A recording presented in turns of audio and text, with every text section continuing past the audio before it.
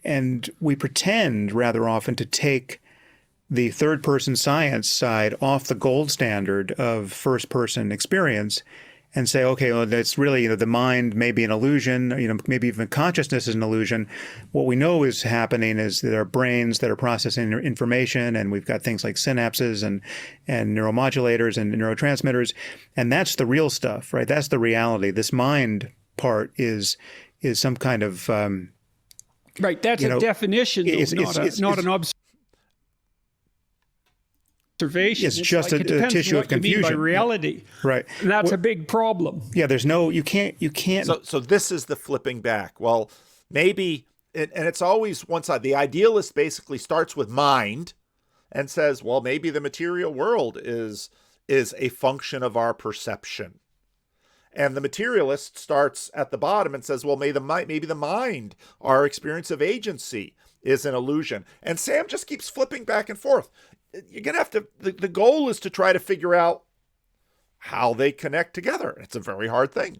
We don't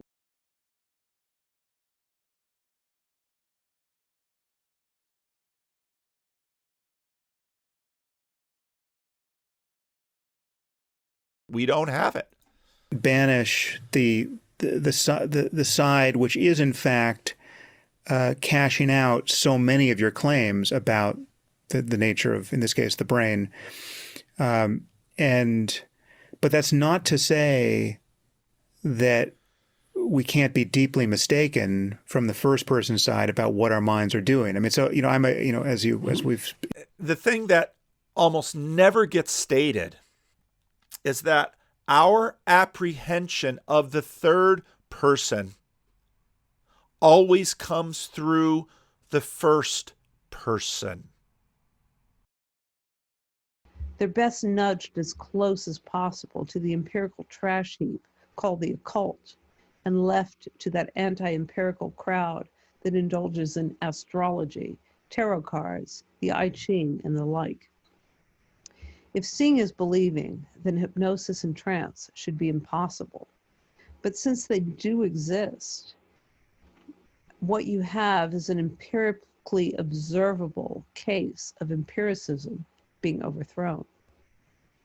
The irony is that there are times when the culture actually fosters trance and hypnosis to further its purposes. The theater is a form of hypnosis, so are movies and TV. When you enter a movie theater, you know that all you're going to see is 24 shadows per second, flashed on a screen to give an illusion of moving people and objects. Yet despite this knowledge, you laugh when the 24 shadows per second tell jokes, and cry when the shadows show actors faking death. You know they are an illusion, yet you enter the illusion and become part of it. And while the illusion is taking place, you are not aware that it is an illusion. This made it. You're here to try to understand why you made it. Because you didn't come here to make the choice. You've already made it. You're here to try to understand why you made it.